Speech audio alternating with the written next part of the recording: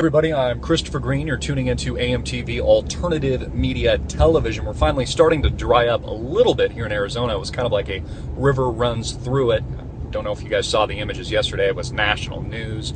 We got all kinds of flooding. In fact, I even had pretty much a lake in my own backyard. I wish I had one of those motorized boats. I would have played with one. It would have been kind of fun. Reminded me of being a kid or something like that. I did a video earlier today titled Ray Rice. And obviously that he's being targeted because he's a black NFL player. And the NFL commissioner, a white man, Mr. Goodell, and also the coach of Ray Rice, white. So obviously the mainstream media can concoct their story and pitch the narrative of, again, the white man attacking and treating the black man unfairly, as is the continuous narrative, whether or not it's Trayvon Martin beating the shit out of George Zimmerman before he was shot, or it is Michael Brown beating the shit out of a cop and fracturing his eyeball before he was shot dead, or before he robbed a liquor store and antagonized using brute physical force one of the store clerks. Again, this narrative that the black man is constantly being targeted and treated unfairly. It's why people like Jamie Foxx, Hollywood superstars, wore a Trayvon Martin t-shirt to one of his events during that breaking and very controversial race-baiting story, where the reverends of the world, the race baiters, I like to call them the haters, people like Reverend Jesse Jackson and Al Sharpton, really just kind of play into the race-baiting hand. It's kind of how they profit. It's how they are able to continue their message of fear, this divide and conquer strategy that has clearly been implemented by the Obama administration from day one and used to the administration's advantage. Again, you control the masses by dividing them emotionally, psychologically, placating them with very violent sports like the NFL and pro-American football. And the reason I do these videos isn't to race bait. It's to get you to think about how ironic, honestly, our society is, and what a double standard it truly is. For example, imagine if for a minute Ray Rice had knocked unconscious not a woman, but a man.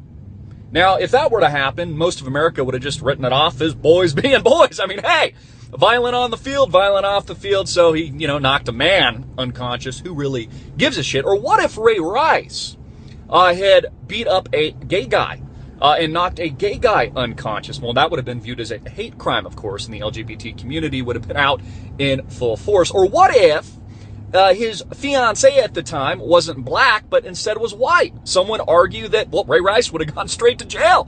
They probably bring even more aggressive charges against him. So I don't do these videos not to point out that racism doesn't necessarily exist. Of course it exists in our society. In fact, most people inherently, I would think, probably and most people probably agree with me, are inherently racist to a certain degree. I mean, take a look how we self-segregate ourselves in society. Now, that doesn't necessarily mean that you're racist just because we self-segregate, but we do have a natural tendency to self-segregate in America. And again, these constant double standards where one minute the mainstream media points out that Michael Brown's unfairly treated and that him beating up a store clerk, robbing a liquor store, and beating the shit out of a cop is erroneous. It's just that a white cop happened to shoot him, and so that's a race issue.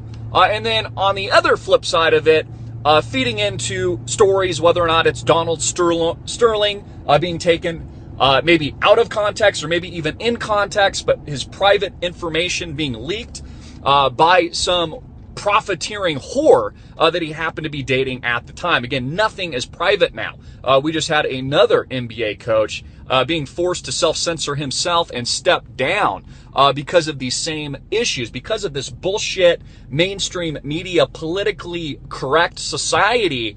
We now have this self-censorship where you can never make a mistake. You can't hide anything. And it's just almost this vicious self-feedback fear loop that we're constantly engaged in. I personally love, for example, to watch the ESPN commentators try to tread the water carefully on this issue, and really commentators across the mainstream media in general, fearing of immediate reprisals if, God forbid, they say something incorrectly or make a mistake or say something that the public doesn't interpret the right way. They know that their careers are over because of this politically incorrect, bullshit, obscene, society that we live in today. And again, it's a double standard, and it clearly points out how ridiculous it is to be PC in a world that is very far from it. I'm Christopher Green. Get it out everywhere. Make it viral. Hard hitting it in your face. And click the link below to support our sponsor.